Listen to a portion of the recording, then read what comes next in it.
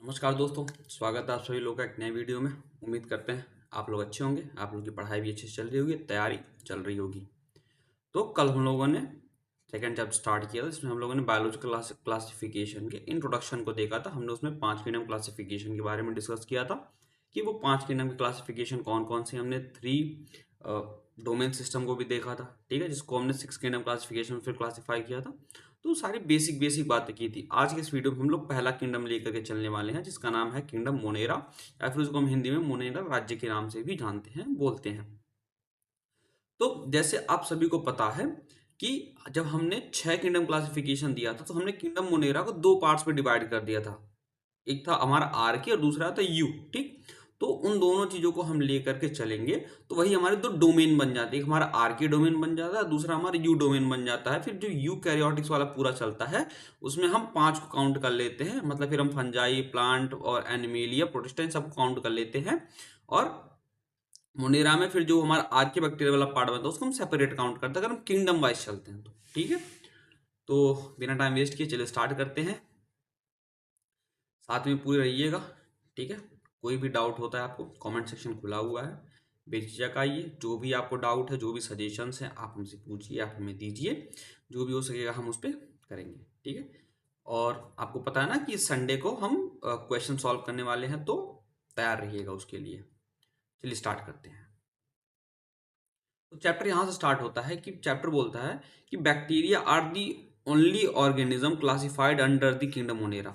Bacteria सिर्फ और सिर्फ सोल मेंबर है, ठीक।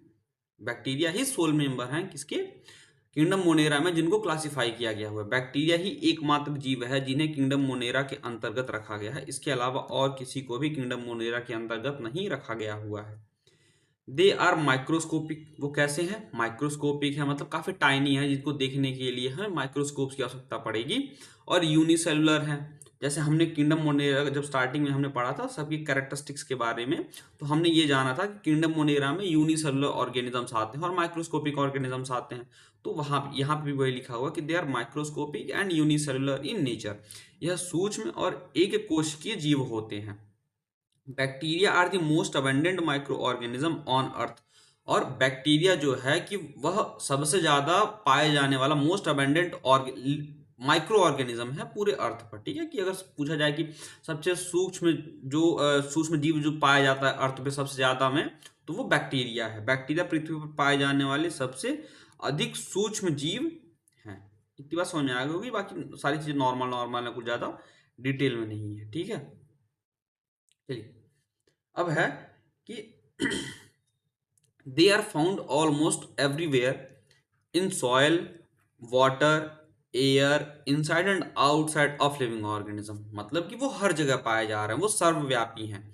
वह सॉइल में पाए जा रहे हैं, मिट्टी में पाए जा रहे हैं, वो पानी में पाए जा रहे हैं, वो आप के अंदर पाए जा रहे हैं, किसी भी लिविंग ऑर्गेनिज्म के बॉडी में पाए जा रहे हैं, मतलब आउटसाइड दी लिविंग ऑर्गेनिज्म पाए जा रहे हैं। तो लगभग हर जगह पाए जा रहे हैं वो, चाहे वो मिट्टी हो, पानी हो, हवा हो, या फिर जीव के अंदर या फिर उसके बाहर हो, ठीक। अगर आप एक मुट्ठी भर मिट्टी लेते हो, ठीक है, एक मुट्ठी में मिट्टी लेते हो, तो उसमें भी आपको करीब हंड्रेड्स ऑफ बैक्टीरिया देखने को मिल जाएंगे, हंड्रेड्स ऑफ ऑर्गेनिज्म उसमें रहेंगे ही रहेंगे। A single handful of soil can contain hundreds of bacteria. मिट्टी की एक मुट्ठी में सैकड़ों बैक्टीरिया हो सकते हैं, ठीक है, इसमें कोई डाउट नहीं होगा आपको,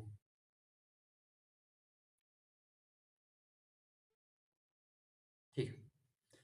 अब यहाँ पे बैक्टीरिया की हैबिटाट्स के बारे में बात किया हुआ है कि बैक्टीरिया जो है ना, वो सभी जगहों पर रहते ही रहते हैं। कुछ ऐसी जगहों पर भी रहते हैं जहाँ पे नॉर्मल लाइफ सरवाइव नहीं कर पाती, मतलब वो एक्सट्रीम और हार्श कंडीशन, हार्श इन्वायरमेंट में भी रह सकते हैं। Bacteria can survive in extreme as well as in harsh environment, like जैसे कि देखो, बैक्टीरिया कठिन और चरम परिस्थितियों में भी जीवित रह सकते हैं, जैसे कि हॉट स्प्रिंग मतलब गर्म पानी के झरने, जहाँ पे टेम्परेचर बहुत ही ज़्यादा होता है, ठीक है। तो ये हॉट स्प्रिंग हो गया हमारा। उसके बाद डेजर्ट जो बहुत ही सूखा होता है, वहाँ पर भी हमें बैक्टीरिया देखने को मिल जाएंगे, मतलब रेगिस्तान जहाँ पे अत्यधिक सूखे के हालात होते हैं। वहीं स्नो कवर्ड रीजन, जहाँ बहुत ही ज़्यादा ठंड पड़ती है, एक्सट्रीम कोल्ड रीजन होता है, बर्फ से ढके हुए जितने भी क्षेत्र होते हैं, वहाँ पे हमें बैक्टीरिया मिल जाएंगे। जो डीप ओशंस होते हैं, मतलब समंदर की इतनी गहराई में जहां पे इतना ज्यादा प्रेशर होता है, और मतलब सन की वहां पे लाइट तक नहीं पहुंच रही, सनलाइट तक नहीं पहुंच रही है, वहां पर भी हमें माइक्रो ऑर्गेनिज्म या फिर बैक्टीरिया देखने को मिल रहे हैं। समंदर की गहराइयां, उच्च दबाव और बिना सूर्य की रोशनी में भी हमें बैक्टीरिया देखने को मिल जाएंगे। वहां पे कुछ ऐसे बैक्टीरिया हैं जो सरवाइव कर रहे हैं। बात समझ में आ गई? अब अब इनके अलावा भी कई बैक्टीरियाज ऐसे हैं जो पैरासिटिक इन नेचर के हैं। पैरासिटिक इन नेचर मतलब कि वो परजीवी हैं, मतलब दूसरों पर जीने वाले। ठीक है, पर का मतलब होता है दूसरों और जीवों का मतलब होता है जीने वाले। तो दूसरों पर डिपेंडेंट भी कई ऐसे बैक्टीरियाज हैं। दे लिव ऑन और inside other organism and causes disease. वह चाहे तो उनके अंदर रहेंगे या उनके ऊपर रहेंगे और वह बीमारी भी कर सकते हैं। ठीक है, बीमारी भी वो पैदा करेंगे। कई बैक्टीरिया कई बैक्टीरिया परजीवी होते हैं, वो अन्य जीवों के अंदर या ऊपर रहते हैं और रोग उत्पन्न करते हैं। ठीक है, वो डिजीज कॉज कर सकते हैं। अब despite their small size bacteria play very important role in ecosystem. अब देखो, बैक्टीरिया तो इतने टाइनी होते हैं कि काफी माइक्रोज होते हैं, मतलब काफी बहुत छोटे होते हैं, काफी टाइनी टाइनी होते हैं वो। लेकिन उसके बावजूद भी उनका इकोसिस्टम में जो रोल दिया गया, वो जो उनका रोल है वो काफी ज्यादा इंपॉर्टेंट होता है।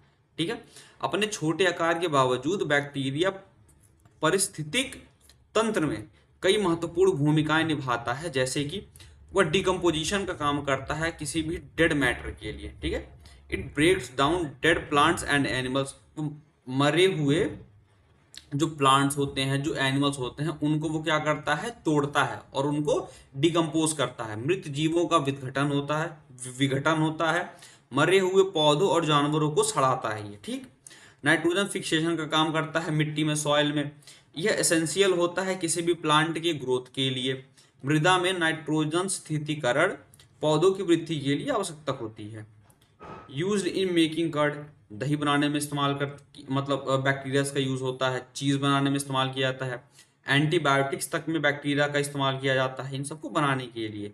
दही, चीज, एंटीबायोटिक्स आदि बनाने में उपयोग किया जाता है किनका, बैक्टीरियाज का। अब इतनी बातें हमने कर ली। ठीक है, अब हम बात करते हैं कि बैक्टीरिया किस किस शेप में, किस किस आकार में हमारे पास अवेलेबल है। एनसीईआरटी में सिंपल में 4 कैटेगरी दी हुई है, उन 4 कैटेगरी के बारे में हम डिस्कस करते हैं। ठीक है,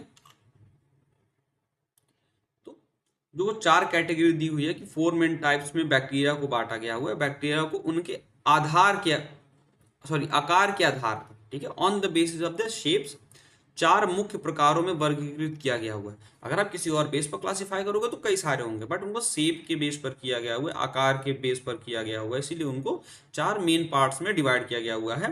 पहला है हमारा कोकाय, दूसरा है हमारा बैसलाई या फिर जिसको कई लोग बैकलाई वगैरह भी पढ़ते हैं। तीसरा है हमारा स्पाइरुला, जिसमें हमें फ्लैजिला भी देखने को मिल सकता है। और चौथा है हमारा विब्रियो, जो कि हमारा कॉमा शेप का होगा। देखो बिल्कुल कॉमा शेप का लग रहा है ना, तो ये कॉमा शेप के भी हो सकते हैं। ठीक है, कोकाय मतलब वो स्पाइरल शेप के होंगे। ठीक, बैकिलाई मतलब वो रॉड शेप के हो सकते हैं। स्पाइरल मतलब वो स्पाइरल शेप के हो सकते हैं इस तरीके से। ठीक है, या फिर वो इस तरीके के हो सकते हैं। और विब्रियो मतलब वो कॉमा शेप के होंगे। एक एक करके सबके बारे में हम लोग देखते हैं। सबसे पहले बात करेंगे हम लोग कोकाई की। कोकाई प्लूरल वर्ड है, इसको सिंगुलर में हम लोग कोकस के नाम से, मतलब कोकस भी बोलते हैं। ये स्फेरिकल होता है, मतलब राउंड शेप का होता है ये बैक्टीरिया। ठीक है, कॉकक्स, बहुवचन में इसको कॉक्सी बोलते हैं। ठीक है, देखो हिंदी में कुछ और बोला जाता है इसको, कॉक्सस और कॉक्सी। गोल या वृत्ताकार बैक्टीरिया होता है ये।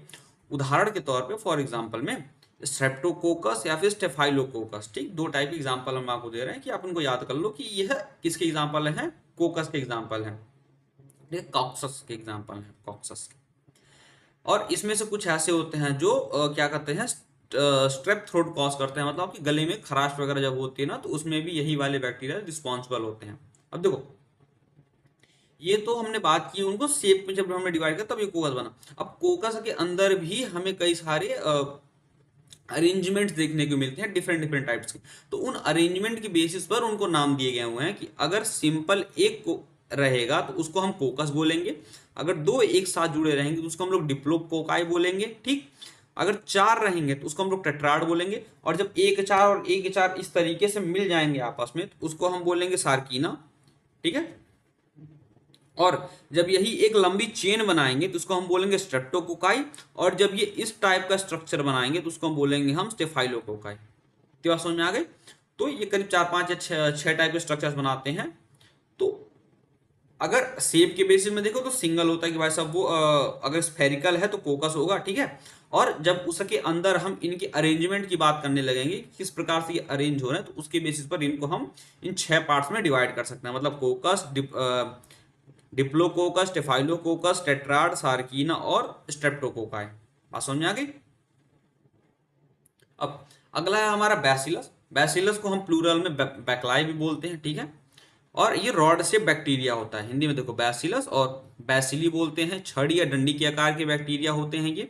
इनके एग्जाम्पल है लैक्टोबैसिलस और बैसिलस एंथ्रासिस, ठीक है। लैक्टोबैसिलस वो बैक्टीरिया है जो दूध से दही बनाने में हेल्प करता है, और बैसिलस एंथ्रासिस वो बैक्टीरिया है जो एंथ्रेक्स नाम का एक डिजीज कॉज करता है, ठीक है। They are found in curds and also cause disease like anthrax, ठीक है। और इसमें भी अरेंजमेंट के बेसिस पर इनको डिवाइड किया गया हुआ है कि अगर वो थोड़ा सा इलेप्टिकल शेप का हुआ, ठीक है, इलेप्टिकल शेप का हुआ तो उसको हम बोलेंगे कोको बैसिलस, ठीक है। देखो मतलब वो थोड़ा सा लंबा भी है और थोड़ा सा वो साइड से कर्व भी है, तो इसीलिए इसको हमने बोल दिया कोको बैसिलस। और अगर वो फुल्ली वो रॉड शेप का हुआ तो उसको हम बोलेंगे बैसिलाई, ठीक। अगर दो आपस में जुड़ गए तो डिप्लोबैसिलाई, और अगर वो खड़े खड़े हुए इस तरीके से आपस में जुड़ने लगे तो उनको बोलेंगे हम पैलिसेड, ठीक। और अगर वो इस तरीके से जुड़ने लगे तो उसको बोलेंगे हम स्ट्रेप्टोबैकलाई। बात समझ में आ गई। थी उनके अरेंजमेंट के बेसिस पर उनके एग्जाम्पल थे, उनके नाम थे।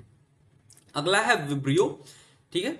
और इसको हम लोग प्लूरल में भी विब्रियो ही बोलते हैं, ठीक है। और ये कॉमा शेप का बैक्टीरिया होता है। कॉमा क्या का मतलब अल्प विराम के आकार का ये बैक्टीरिया होता है। इसका एग्जांपल है विब्रियो कॉलेरा, जो कॉलेरा डिजीज कॉज करता है। इट कॉजेस कॉलेरा डिजीज, ठीक है। ये कॉलेरा रोग उत्पन्न करता है।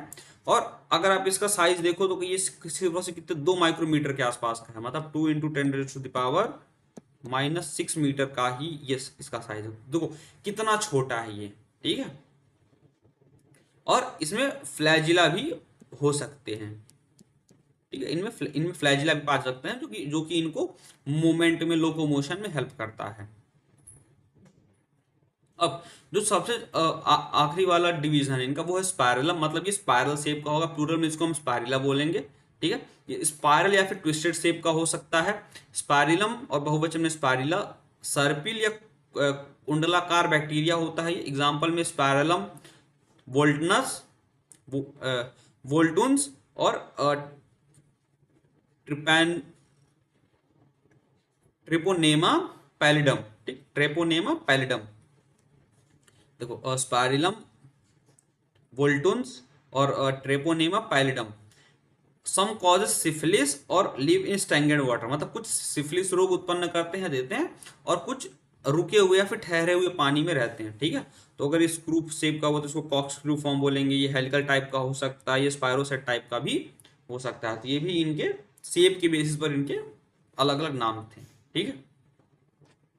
अब कुछ बैक्टीरिया ऐसे होते हैं जो ऑफन हेल्प करते हैं, ठीक। इनके जो बैक्टीरिया के शेप होते हैं वो हेल्प करते हैं इनको आइडेंटिफाई करने में, इट्स टाइप, इनके प्रकार को आइडेंटिफाई करने में, और it's and predicting it's behaviour, और इसके बिहेवियर के बारे में बताने में भी जो इनके शेप होते हैं वो हमें हेल्प करते हैं,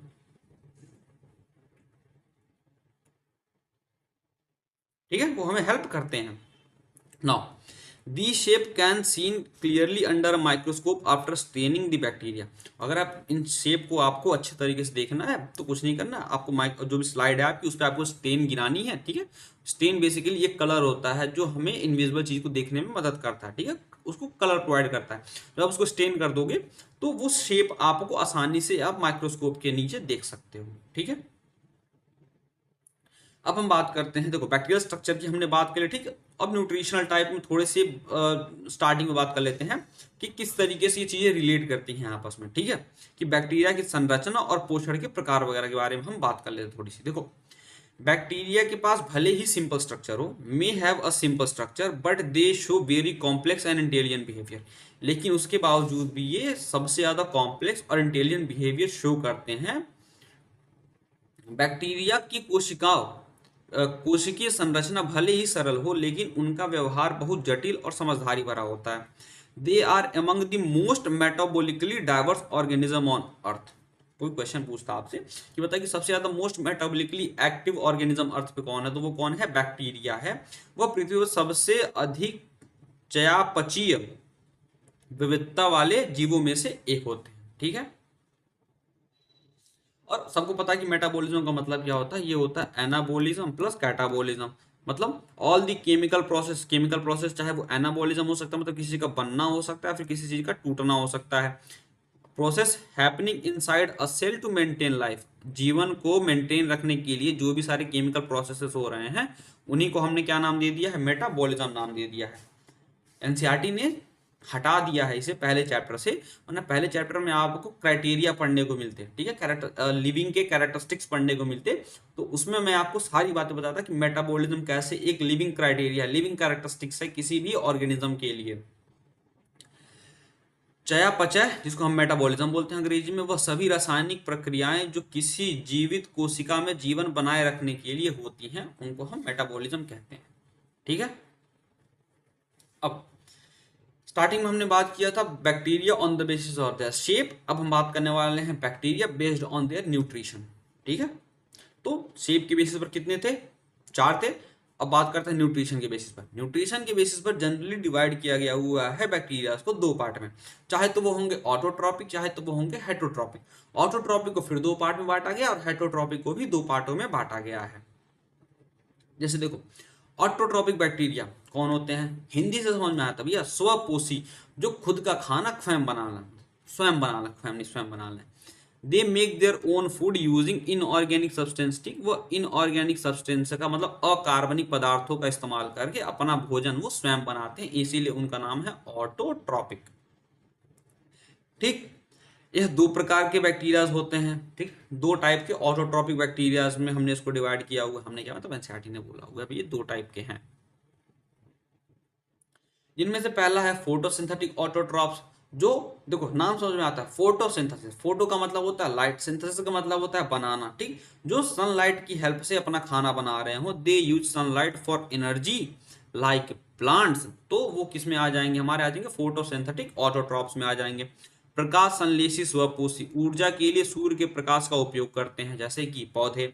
अब इसमें वो एक्चुअल पौधे तो नहीं आएंगे भैया कि उसके पास रूट स्टेम लीफ फ्लावर ये सारी चीजें हो, नहीं, ये इनको पौधे लायक इसलिए बोला गया क्योंकि ये फोटोसिंथेसिस वाला काम कर, क्योंकि इनके अंदर क्लोरोफिल पाया जा रहा है। ठीक है, अब एग्जांपल देख लो, तो एग्जांपल है साइनोबैक्टीरिया, जिनको हम ब्लू ग्रीन एल्गी के नाम से भी जानते हैं, या फिर इसको हम नीली हरी शैवाल भी बोलते हैं। ये देखो, ये सारी ब्लू ग्रीन एल्गी ही दिख रही है आपको पूरे के ऊपर। ठीक है, इनको छोड़ दो, ये आपस में मटर गश्ती कर रहा है, मटर गश्ती खुली सड़क पे। ठीक है, अगला है कीमोसिंथेटिक ऑटोट्रॉप। नाम से समझ में आ रहा है, कीमो मतलब ये किसी केमिकल का इस्तेमाल करते होंगे, केमिकल एनर्जी का इस्तेमाल करते होंगे अपना खाना बनाने के लिए या फिर एनर्जी लेने के लिए। So they use chemical energy from compounds like ammonia and nitrates to gain their energy. रासायनिक संश्लेषी स्वपोषी अमोनिया नाइट्रेट जैसे रासायनिक यौगिकों से ऊर्जा प्राप्त करते हैं। ये इनके एग्जाम्पल हैं नाइट्रोसोमोनास, नाइट्रोबैक्टर। ये नाइट्रोजन साइकिल या फिर नाइट्रोजन फिक्सेशन में हेल्प करते हैं। जब एटमॉस्फेरिक नाइट्रोजन को फिक्स करके हमें यूरिया या फिर नाइट्रेट वगैरह में कन्वर्ट करना होता है तो ये उसमें हेल्प करते हैं। जैसे कि देखो, अमोनिया से जो नाइट्रोसोमोनास है वो कन्वर्ट करता है अमोनिया को नाइट्राइट में, और नाइट्रोबैक्टर जो होता है वह नाइट्राइट को नाइट्रेट में कन्वर्ट करता है। तो ये जब नाइट्रोजन साइकिल पूरी चलती है तो उसका एक छोटा सा पार्ट है जिसमें ये दोनों बैक्टीरिया हेल्प करते हैं नाइट्रोजन साइकिल में, मतलब नाइट्रोजन को फिक्स करने में ये हेल्प करते हैं। ठीक है, अब पहला हमारा हो गया ऑटोट्रॉपिक बैक्टीरिया। अब दूसरा है हमारा हेटरोट्रॉपिक बैक्टीरिया। हेटरोट्रॉपिक नाम समझ में आ रहा है भैया, अपना खाना खुद नहीं बनाते हैं, डिपेंड रहते हैं। जैसे अपन हेटरोट्रॉप्स हैं, ठीक है, अपन डिपेंड हैं दूसरों के ऊपर, मम्मी के ऊपर नहीं, अपन डिपेंड्स हैं प्लांट्स के ऊपर, एनिमल्स के ऊपर। ठीक है, अपन उनसे खाना लेते हैं तब अपना खाना अपन बनाते हैं, फिर प्रोसेस करते हैं अपन। ठीक है, ठीक है, अपन खाना बनाते नहीं, अपन खाने को प्रोसेस करते हैं। देखो, बनाना प्रोसेस करने में अंतर होता है। बनाने का मतलब होता है कि भाई साहब जीरो स्टेज से बनाना, आप एनर्जी लिए, कंबाइन किए, तब बनाया। हम बने बनाए खाने को लेकर सिर्फ प्रोसेस कर देते हैं। ठीक है, so heterotrophic bacteria they can not make their own food and they depend on other organism और डेड मैटर। या तो दूसरे जीवों पर डिपेंड रहते हैं या फिर मरे हुए जीवों पर। हमने बोलो, ठीक है। परपोसी मतलब हेट्रोट्रॉपिक बैक्टीरिया अपना भोजन स्वयं नहीं बना सकते, अन्य जीवों या मृत पदार्थों पर निर्भर करते हैं। ठीक है, ये बैक्टीरिया वो बैक्टीरिया हैं जो अपना खाना खुद नहीं बनाते, वो चाहे तो दूसरे लिविंग ऑर्गेनिजम्स पर डिपेंड रहेंगे, मतलब ये पैरासिटिक इन नेचर के होंगे। और अगर ये डेड और डिकेइंग ऑर्गेनिजम्स पर, डेड और डिकेइंग मैटर पर डिपेंड कर, तो ये सैप्रोफिटिक हो जाएंगे। ठीक है, so heterotrophs are the majority of bacteria and include, देखो मेजॉरिटी ऑफ बैक्टीरिया किसमें आते हैं, हेट्रोट्रॉप्स में आते हैं। और कौन कौन से आते हैं बताते हैं अभी। परपोसी बैक्टीरिया सबसे अधिक संख्या में होते हैं और इनमें शामिल हैं सैप्रोफाइट बैक्टीरिया, जिसको हम सैप्रोफिटिक बैक्टीरिया बोलते हैं, मतलब they feed on dead and decaying matter, वह सड़े गले चीजों पर जीवित रहते हैं। इसका एग्जांपल है बैसिलस सबटिल्स, ठीक है, सबटिलिस, ये उसकी फोतू है। ठीक है, देख लो कैसा होता है।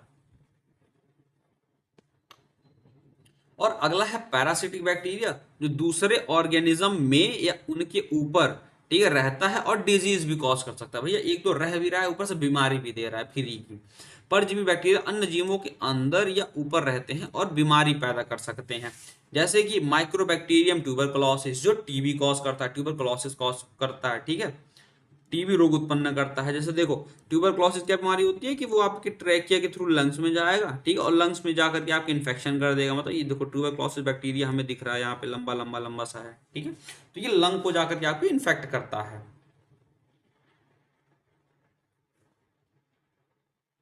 और this metabolic variety allows bacteria to survive in nearly every environment of earth. अब देखो आपने देख लिया ना कि उनकी मेटाबॉलिक वैरायटी कितनी ज्यादा है। एक तो वो अलग अलग इन्वायरमेंट्स में रह रहे हैं, ठीक, दूसरा उनके अलग अलग टाइप्स के शेप्स हैं, तीसरा वो अलग अलग टाइप का न्यूट्रिशन कर रहे हैं। ठीक है, मतलब ऑटोट्रॉपिक भी हैं, वो हेट्रोट्रॉपिक भी हैं, वो ठीक, ऑटोट्रॉपिक में फोटोसिंथेटिक भी हैं, कीमोसिंथेटिक भी हैं, हेट्रोट्रॉपिक में वो क्या बोलते हैं, सैप्रोफिटिक न्यूट्रिशन भी कर रहे हैं, पैरासिटिक भी कर रहे हैं।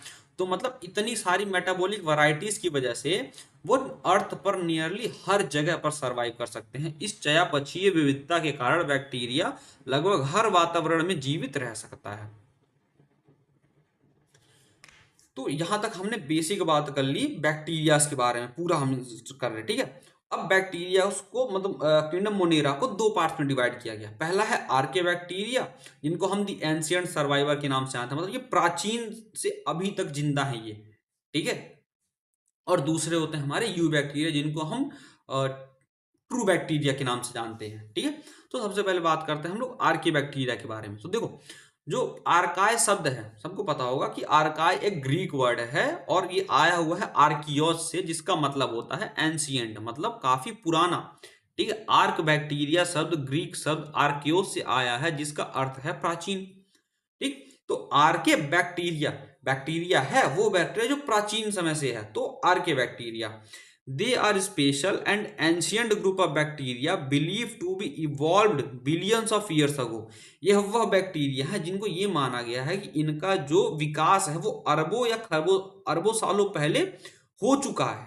ठीक है, और अब ये इवॉल्व नहीं कर रहे। ये बैक्टीरिया ये बैक्टीरिया का एक विशेष और प्राचीन समूह है जिनका विकास अरबों साल पहले हुआ माना जाता है। ठीक है, इनका जो भी एवोल्यूशन वाला टाइम था वो काफी बिलियन ऑफ ईयर साल पहले हो चुका है।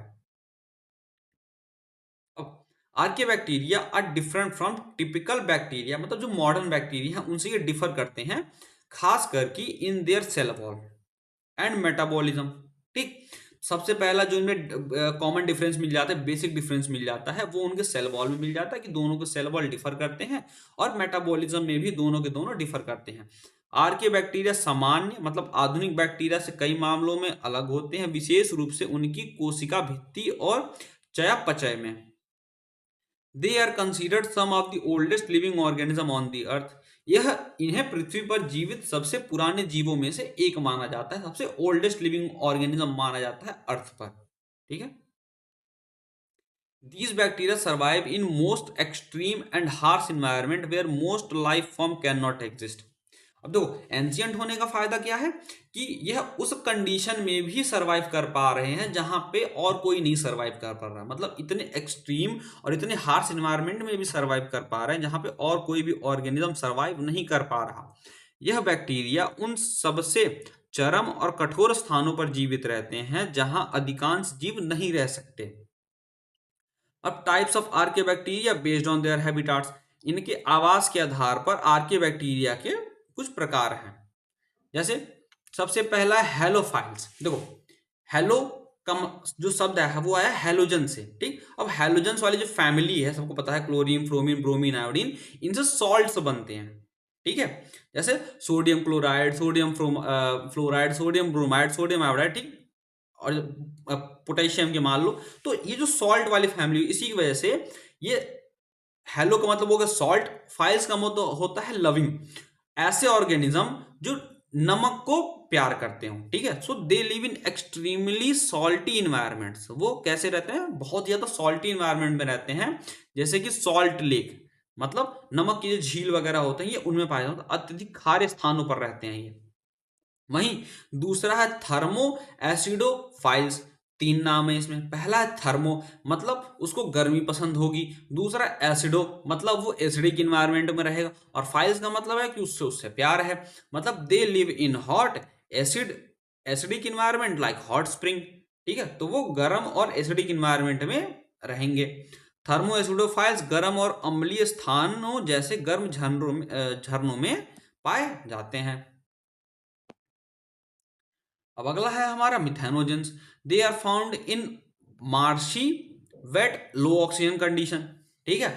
देखो कोई भी अगर दलदली जगह होगी तो जाहिर सी बात है कि वहां पे ऑक्सीजन की कमी होगी, ठीक है, और वो वेट होगी, तो वहां उस एरिया में पाए जाते हैं। और कहाँ पाए जाते हैं, ये गट्स में पाए जाते हैं, ठीक है, मतलब उनकी आंतों में पाए जाते हैं। किनमें, ruminant animals like cows and buffalo, ठीक।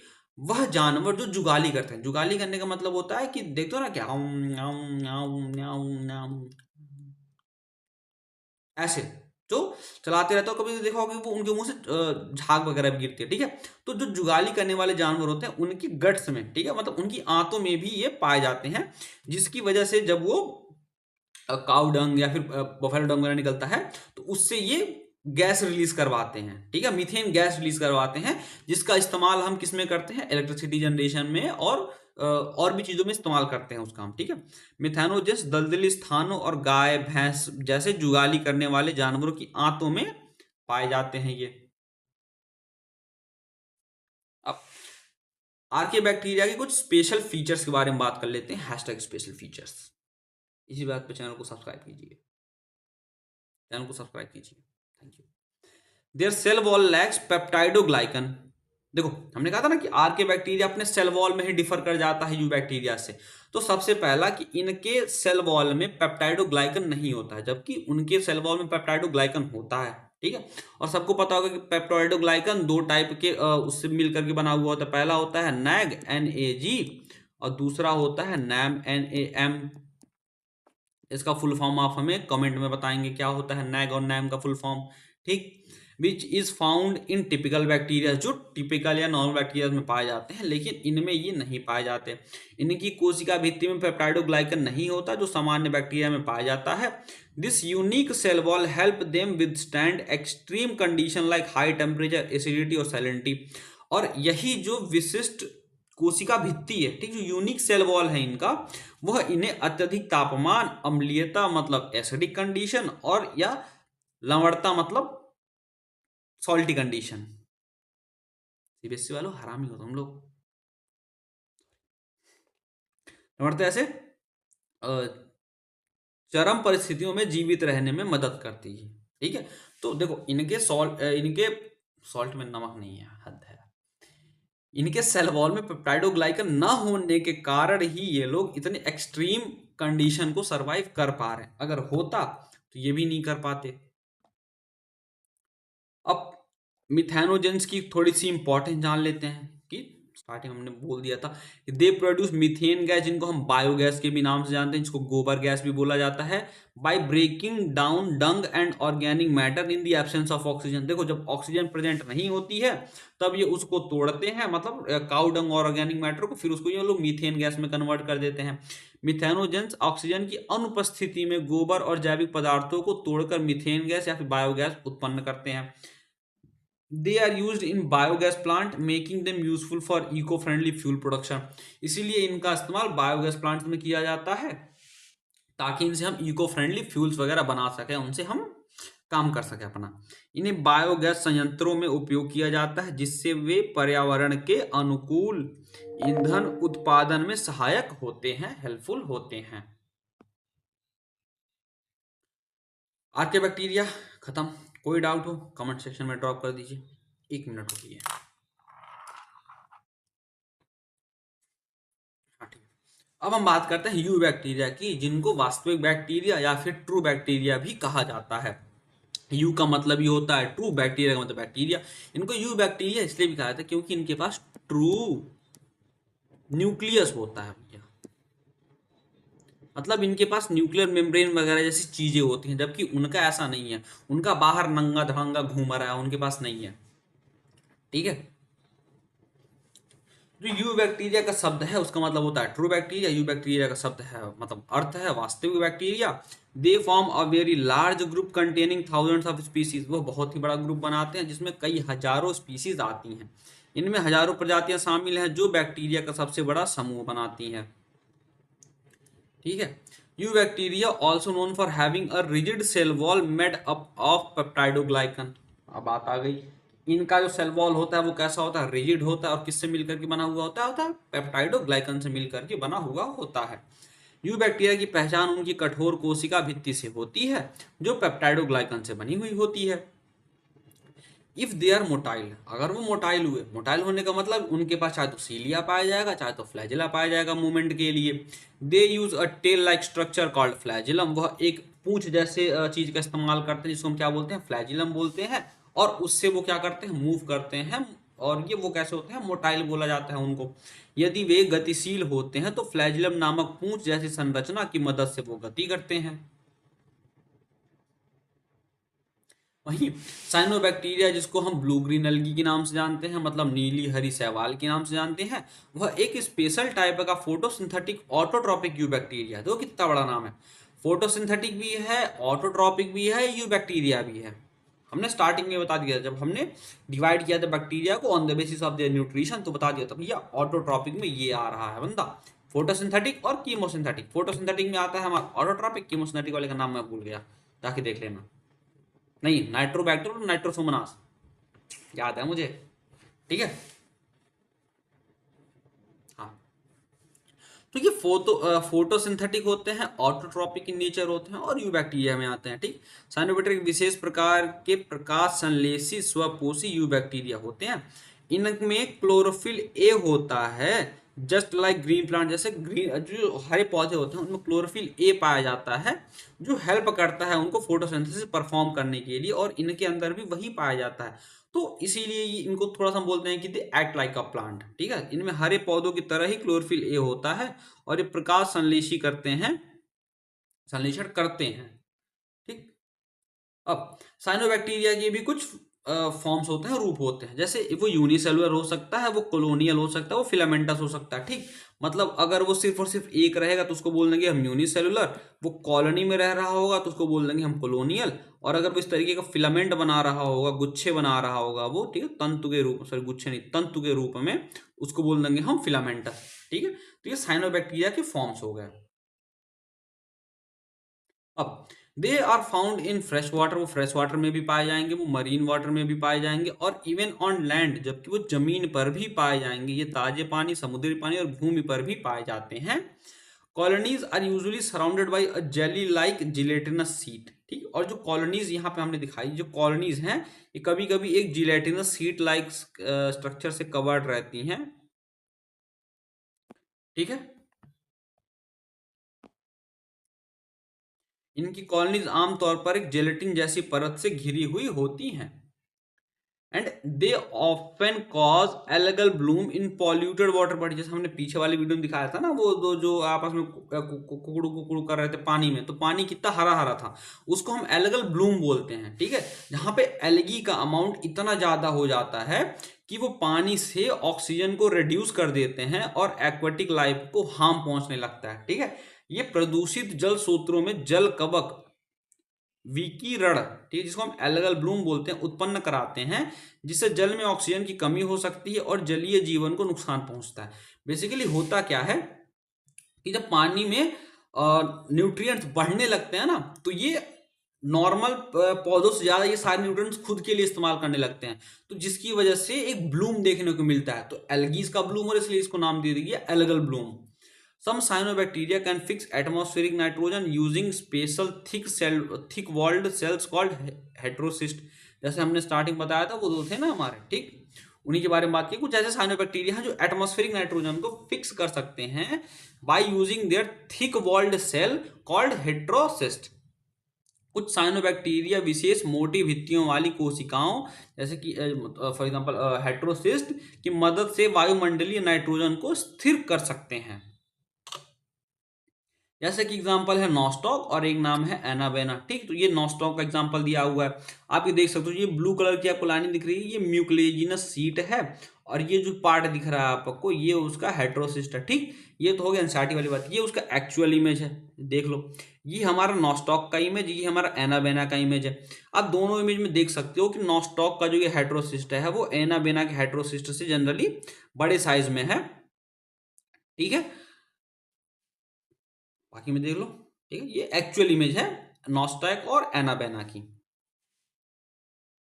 चलो अब आगे बात करते हैं। अब हम बात करते हैं कीमोसिंथेटिक ऑटोट्रॉपिक बैक्टीरिया की, मतलब रासायनिक संश्लेषी स्वपोषित बैक्टीरिया की। These bacteria of obtain energy not from sunlight but by oxidizing inorganic substance. पता है हमें, ये सनलाइट का इस्तेमाल नहीं कर पाते क्योंकि इनके पास क्लोरोफिल नहीं होता, तो इसीलिए क्या करते हैं, ये इनऑर्गेनिक सब्सटेंस को ऑक्सीडाइज करके उनसे एनर्जी प्राप्त करते हैं। ये बैक्टीरिया सूर्य के प्रकाश से नहीं बल्कि अकार्बनिक पदार्थों को ऑक्सीकरण करके ऊर्जा प्राप्त करते हैं।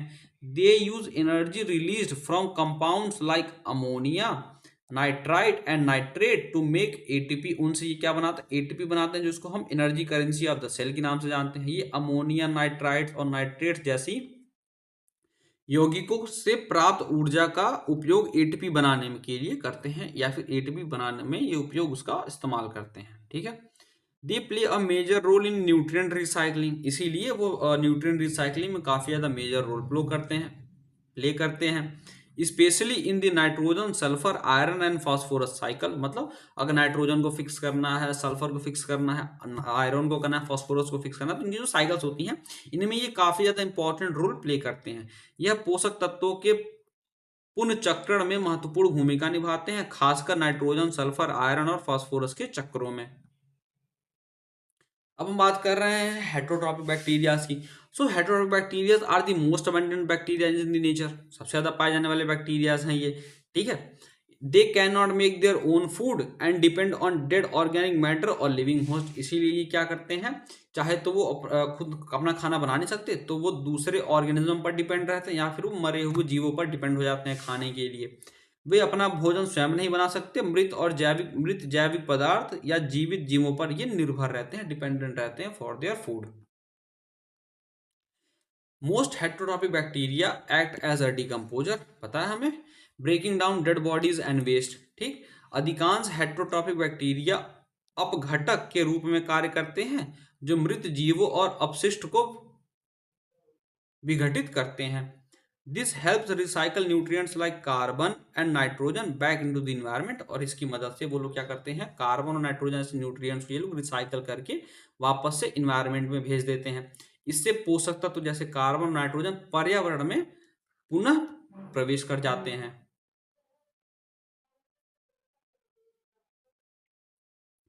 ये जो बैक्टीरिया हैं इनका इस्तेमाल किया जाता है दूध को दही में कन्वर्ट करने के लिए, जैसे लैक्टोबैसिलस हो गया, ठीक है। और ये एंटीबायोटिक प्रोडक्शन में भी उनका इस्तेमाल किया, ये इन्वॉल्व होते हैं, जैसे स्ट्रेप्टोमाइसिस हो गया, ठीक है। ये एंटीबायोटिक उत्पादन में सहायता करते हैं, स्ट्रेप्टोमाइसिस। और कुछ ऐसे होते हैं जो एटमॉस्फेरिक नाइट्रोजन को फिक्स करते हैं in the root nodules of legumes, जैसे कि राइसोबियम वगैरह हो गए। ये क्या करते हैं, ये रूट नोड्यूल्स की हेल्प से नाइट्रोजन को फिक्स कराते हैं इन लेग्यूमिनस प्लांट्स। कुछ वायुमंडलीय नाइट्रोजन को दहलन पौधों की जड़ों में स्थिर करते हैं, जैसे कि राइजोबियम। इतनी बात समझ में आ गई होगी आपको, ठीक है। Some heterotrophic bacterias are disease causing pathogen, और कुछ बैक्टीरिया ऐसे होते हैं जो क्या कर सकते हैं, डिजीज कॉज करते हैं, मतलब रोगजनक होते हैं वो। They cause disease in humans, crops and animals, वो सिर्फ और सिर्फ ह्यूमंस में ही नहीं बल्कि क्रॉप्स में भी और एनिमल्स तक में भी वो लोग बीमारी फैलाते हैं। ठीक है, उनके कुछ के नाम है देख लो। एग्जाम्पल के तौर पे जैसे कॉलेरा, जिसको हम हैजा बोलते हैं हिंदी में, ठीक, इसका जो कॉजिंग ऑर्गेनिज्म है वो है विब्रियो कॉलेरा। ठीक, ये उसका इमेज है विब्रियो कॉलेरा का। जैसे कि टाइफाइड, ये किसकी वजह से होता है, साल्मोनेला टाइफी की वजह से होता है। ये देख लो साल्मोनेला टाइफी ऐसा दिखता है। ठीक है, टेटनस, जिसको हम धनुवार्त बोलते हैं, ये होता है क्लोस्ट्रीडियम टेटनाई की वजह से। ये देख लो इसका स्ट्रक्चर इस तरीके से होता है, बिल्कुल जैसे लॉन्ग होता है ना, उसके जैसा स्ट्रक्चर होता है इसका, क्लोस्ट्रीडियम टेटनाई का। और सिट्रस कैंकर, जिसको हम नींबू रोग बोलते हैं, ये होता है जैंथोमस सिट्री की वजह से। देखो इससे इस तरीके से नींबू पर हमें ब्राउन और येलो डॉट्स देखने को मिलते हैं। सिर्फ उनके फ्रूट्स पर नहीं, हमें लीव्स पर भी देखने को वो चीज़ें मिलती हैं। ठीक, तो ये कुछ बैक्टीरियल डिजीजेज हैं और उनके कॉजल ऑर्गेनिजम्स हैं, तो ये आप याद रखो। ठीक है, ये डायरेक्ट क्वेश्चन पूछ लिए जाते हैं। ठीक है, कि कॉलेरा का कॉजल ऑर्गेनिज्म बताइए, टाइफाइड का कॉजल ऑर्गेनिज्म बताइए, या फिर क्लोस्ट्रीडियम टेटनाई से कौन सा डिजीज होता है, इस टाइप के क्वेश्चन पूछे जाते हैं। अब हम बात करते हैं रिप्रोडक्शन इन बैक्टीरिया में। काफी इंपॉर्टेंट टॉपिक है, इसमें काफी चीजें जानने को मिलेंगी, तो थोड़ा सा ध्यान से बैठिएगा। ठीक है, बिल्कुल अटेंशन के साथ। देखिए, जो सबसे पहला रिप्रोडक्शन होता है बैक्टीरियाज में, वो होता है असेक्सुअल रिप्रोडक्शन, जिनमें ये बाइनरी फिजन करते हैं, मतलब ये द्विविभाजन करते हैं। ठीक है, देखो सेक्सुअल रिप्रोडक्शन, एसेक्सुअल रिप्रोडक्शन, आपको डिफरेंस पता होगा कि सेक्सुअल रिप्रोडक्शन में दो पेरेंट्स की इन्वॉल्वमेंट होती है, जबकि एसेक्सुअल में सिर्फ एक पेरेंट की इन्वॉल्वमेंट होती है। ठीक है, तो ये बाइनरी फिजन करते हैं, मतलब बाई का मतलब होता है दो, फिजन होता है डिवीजन, मतलब ये एक से दो में डिवाइड हो जाते हैं, मतलब ये द्विभाजन करते हैं। ठीक है, द्विविभाजन करते हैं ये। This is the most common and fastest method of bacterial reproduction, यह सबसे तेज तरीका है बैक्टीरिया के प्रजनन का और सबसे सामान्य तरीका है ये। ठीक, one parent cell split into two identical daughter cells, इसमें जो एक मूल कोशिका होती है वो दो समान कोशिकाओं में विभाजित हो जाती है, मतलब एक पेरेंट सेल दो डॉटर सेल्स में डिवाइड हो जाता है। ये कब होता है, जब उन्हें फेवरेबल कंडीशन मिलती है, मतलब उन्हें अच्छी खासी गर्माहट मिल रही है, न्यूट्रिएंट्स मिल रहे हैं, मॉइस्चर मिल रहा है, जो परिस्थिति उनके अनुकूल होती है, तब ये क्या करते हैं, विभाजन कर जाते हैं, डिवाइड कर जाते हैं।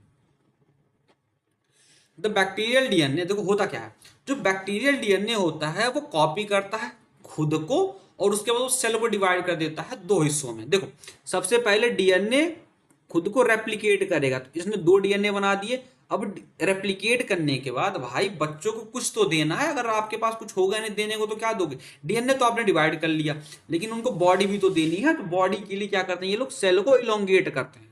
ठीक है, ये सेल को इलोंगेट करते हैं। उसके बाद ये लोग यहाँ से एक सेप्टम बनाते हैं, जैसे देखो यहाँ पे एक सेप्टम बनना स्टार्ट हो गया। ठीक, इस सेप्टम बनाते हैं और सेल वहां से सेपरेट हो जाता है। So each daughter cell receive one copy of the chromosome, जो क्रोमोसोम उन्होंने रेप्लिकेट, डीएनए रेप्लिकेट किया था, तो हर एक डॉटर सेल को वहां पे हमें एक एक पेयर, मतलब पूरा एक सेट मिल जाता है। ठीक है, एक कॉपी मिल जाती है क्रोमोसोम की। तो ये तरीका था बैक्टीरिया का डिवाइड करने का, जो कि बाइनरी फिजन से डिवाइड करता है बैक्टीरिया, जो कि सबसे ज्यादा कॉमन होता है और सबसे जल्दी हो जाता है। ठीक, अब इसके बाद आता है स्पोर फॉर्मेशन, जिसको हम बीजाणु निर्माण बोलते हैं। देखो अगर आपके लिए कंडीशन फेवरेबल है तो आप वही करोगे ना जो आपके लिए जल्दी जल्दी हो जा रहा है, लेकिन मान लो कंडीशन फेवरेबल नहीं है, ठीक, और कुछ समय तक कंडीशन ऐसे ही रहने वाली है, तो अपने आप को प्रोटेक्ट भी तो करना है भैया, अपनी जिंदगी बचानी, ताकि जब समय सही आएगा तो हम फिर से वापस आ जाएंगे, बदला लिया जाएगा।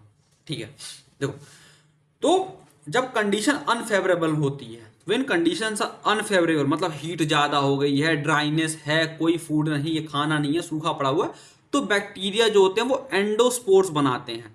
देखो स्पोर का मतलब होता है बीजाणु और एंडो का मतलब होता है अंदर। ठीक, मतलब उनका जो सेल होते हैं वो उसी के अंदर वो स्पोर्स का फॉर्मेशन करने लगते हैं, इसलिए उनको एंडोस्पोर बोला जाता है। जब परिस्थितियां प्रतिकूल होती हैं ना कि अनुकूल, जैसे गर्मी, सूखा, भोजन कमी, तो कुछ बैक्टीरिया एंडोस्पोर बनाते हैं, और ये जो एंडोस्पोर होते हैं वो टफ होते हैं, रेजिस्टेंट होते हैं। ठीक। और ये किसको प्रोटेक्ट करते हैं? डीएनए को प्रोटेक्ट करते हैं। ये मजबूत और सुरक्षात्मक संरचनाएं होती हैं जो डीएनए को कैसा रखती है? सुरक्षित रखती हैं, सेफ रखती हैं। और जब फेवरेबल कंडीशन वापस आता है, रिटर्न आता है, तो स्पोर जो होता है वो जर्मिनेट कर जाता है इनटू एक्टिव बैक्टीरिया अगेन। वापस से वो एक्टिव बैक्टीरिया में वो जनरेट या फिर जर्मिनेट कर जाता है। जब परिस्थितियां फिर से अनुकूल हो जाती हैं तो बीजाणु अंकुरित होकर सक्रिय बैक्टीरिया बन जाते हैं। ठीक, इसका पूरा प्रोसेस इसमें समझते हैं। ठीक है, ध्यान से समझना।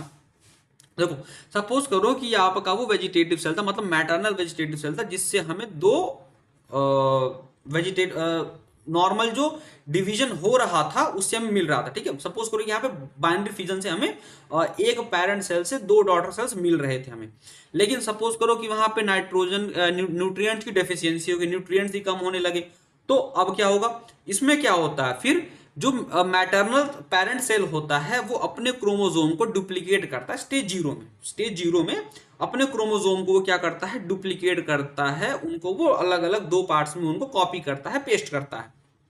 अब जब ये हो गया तो स्टेज 1 में वो इन्हीं क्रोम को पैरालाइज कर देता है, मतलब उनको कंडेंस करने लगता है वो। ठीक, अब जब स्टेज 2 में पहुंचता है तो एक सेप्टम की फॉर्मेशन होती है और जो क्रोमोसोम्स वहां पे बने थे वो स्प्लिट हो जाते हैं। ठीक, वो दो अलग अलग पार्ट्स में बट जाते हैं और यहां पर एक ये प्राइमरी स्पोर का फॉर्मेशन होना स्टार्ट हो जाता है यहां से।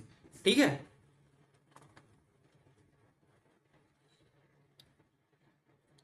स्टेज जो 2 होता है वो सेल के बीच में पार्टीशन या फिर दीवार बननी स्टार्ट हो जाती है या फिर बन जाती है। तो जो सेल होता है वो दो पार्ट्स में बनते हैं। ठीक है, जिसमें एक होता है मदर सेल वाला हिस्सा, ये होता है मदर सेल वाला हिस्सा हमारा, और इसको बोलते हैं हम फोर स्पोर। क्या बोलते हैं इसको? हम बोलते हैं इसको हम फोर स्पोर, मतलब स्पोर बनने से पहले। ठीक, स्पोर बनने से पहले जो हिस्सा बनता है उसको बोलते हैं हम फोर स्पोर। ठीक, और यही फोर स्पोर बाद में स्पोर बनाता है, फिर ये स्पोर बनाएगा। अब जब ये स्टेज 3 में जाने वाला होता है, ठीक है, देखो अभी ये स्टेज 2 में था, यहां तक ये स्टेज 2 में था। ठीक, अब देखो ये यहां पे इनगल्फ कर लिया गया है मदर सेल के द्वारा। ठीक, ये इनगल्फ कर लिया जाता है, जो मदर सेल होती है वो फोर स्पोर को इनगल्फ कर लेती है। अब जो फोर स्पोर है उसके पास दो मेम्ब्रेन्स हो जाते हैं, एक तो इसका खुद का मेम्ब्रेन जो ये बना रखा हुआ था, और ऊपर से ये जो आउटर मेम्ब्रेन बन गई ये वाली एक दूसरी मेम्ब्रेन बन गई। ठीक, तो इसको एक एक्स्ट्रा प्रोटेक्शन मिल जाती है यहाँ पे। अब यहाँ पे जाकर के ये कंप्लीटली एक प्राइमरी स्पोर का फॉर्मेशन करता है। ठीक, और दो मेंबर के बीच में एक थिक लेयर हो जाती है। ठीक है, जिसको हम कॉर्टेक्स बोल देते हैं यहाँ पे। ठीक है, तो कॉर्टेक्स का फॉर्मेशन यहाँ पे होता है स्टेज 4 में। तो स्टेज 3 में हमारा प्राइमरी स्पोर बन चुका है। अब ये प्राइमरी स्पोर जो होता है वो एक कॉर्टेक्स लेयर की फॉर्मेशन करता है, एक एक्स्ट्रा लेयर बनाता है जो इसको और ज्यादा प्रोटेक्शन प्रोवाइड करती है। ठीक है, और ये इसको हीट और केमिकल से प्रोटेक्ट करती है। और जब ये स्टेज 5 में जाता है तो जो एक आउटर मेम्ब्रेन की फॉर्मेशन होती है, जो कि ऐसा समझ लो कि हेलमेट के तरीके से काम कर रही है। ठीक है, उसके सिर पे बिल्कुल एक हेलमेट के तरीके से काम कर रही है और उसको एक एक्स्ट्रा सिक्योरिटी प्रोवाइड कर रही है।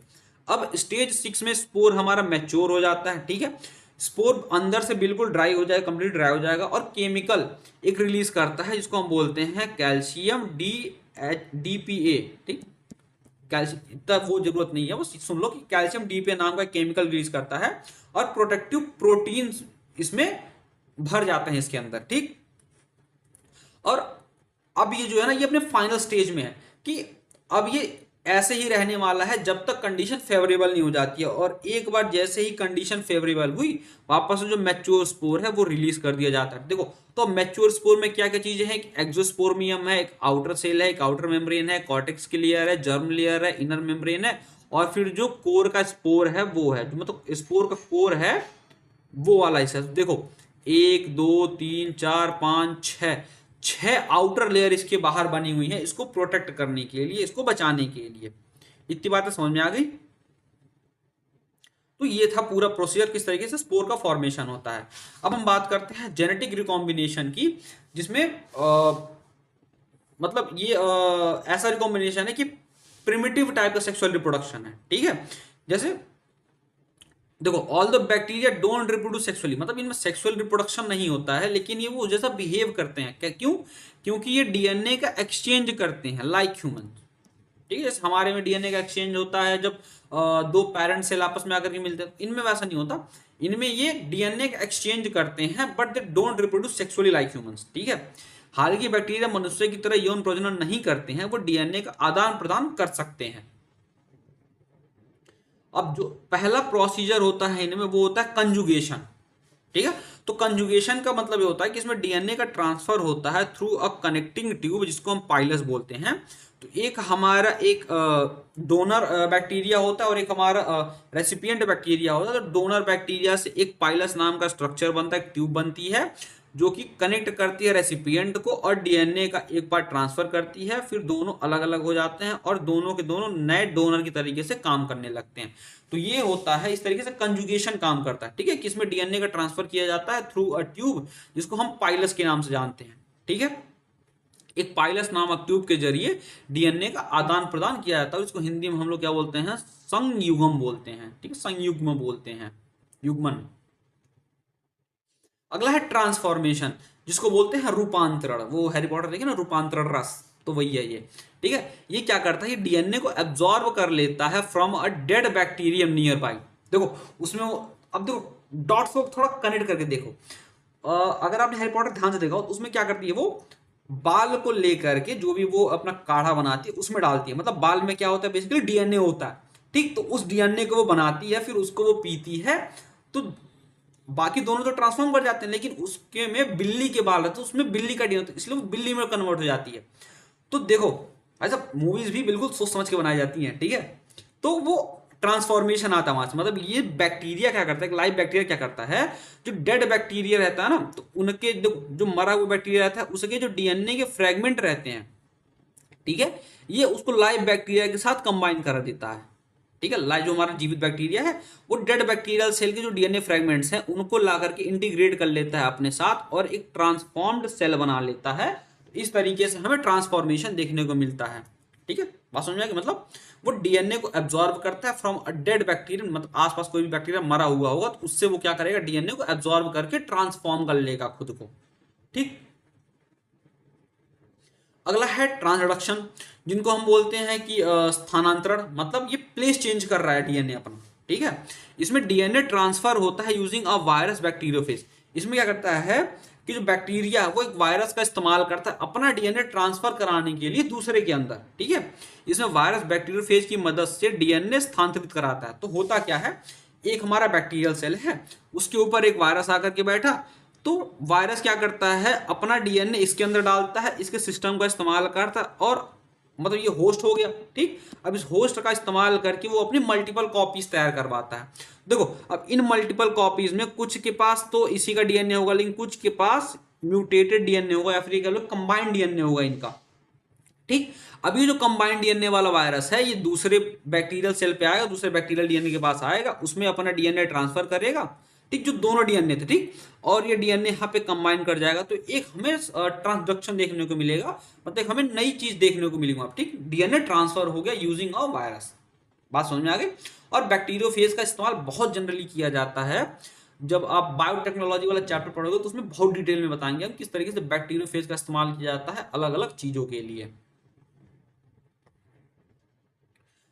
अब आखिरी टॉपिक है माइक्रोप्लाज्मा के बारे में दिया हुआ थोड़ा सा। दी वॉललेस वंडर, मतलब दीवार रहित अद्भुत जीव। ये ऐसा ऑर्गेनिज्म है जिसके पास सेल वॉल है ही नहीं। ठीक, जिसका नाम क्या है, mycoplasma. Mycoplasma are unique bacteria that lack a cell wall. ये ऐसे यूनिक बैक्टीरियाज हैं जिनमें सेल वॉल नहीं होता है। They are smallest free living organism. देखो स्मॉलेस्ट भी हैं, फ्री लिविंग भी हैं, मतलब ये दूसरों पर डिपेंड नहीं रहे, अपना काम खुद से कर ले रहे। नोन टू साइंस, अभी तक विज्ञान को, मतलब विज्ञान के द्वारा ज्ञात जो भी नॉलेज वगैरह उसमें ये सबसे छोटा स्वतंत्र जीवित जीव है। They can survive without oxygen. ये एनारोबिक कंडीशन में भी जीवित रह सकते हैं, बिना ऑक्सीजन के भी जीवित ये रह सकते हैं। ये माइक्रोप्लाज्मा का स्ट्रक्चर है, देख लो। इनमें लाइपोप्रोटीन की मेम्ब्रेन होती है, राइबोसोम होता है, डीएनए होता है, सॉल्युबल आरएनए होता है, सॉल्युबल प्रोटीन होता है, लेकिन किसी प्रकार का इनमें सेल वॉल नहीं होता है। ठीक है, many mycoplasma species are disease causing in plants and animal. और माइक्रोप्लाज्मा की अधिकतर प्रजातियां जो होती हैं, कई प्रजातियां ऐसी हैं जो पौधों और जानवरों में रोग उत्पन्न करती हैं। तो लेक्चर काफ़ी बड़ा हो गया, करीब 55 मिनट 1 घंटे के आसपास का हो गया। उम्मीद करते हैं आपको लेक्चर पसंद आया होगा। पसंद आया हो तो चैनल को सब्सक्राइब करना मत भूलिएगा। वीडियो को अपने दोस्तों के साथ भी शेयर कीजिए। बताइए उन्हें कि भैया एक भैया हैं, अच्छा खासा पढ़ा रहे हैं, अच्छा लग रहा है हमें, तो आकर के ज्वाइन कीजिए। और संडे को ज्वाइन होना मत भूलिएगा। संडे को क्वेश्चन सॉल्व करेंगे चैप्टर 1 का, द लिविंग वर्ल्ड का। तो मिलते हैं आपसे इस चैप्टर के अगले पार्ट में। तब तक के लिए पढ़ाई करते रहिए।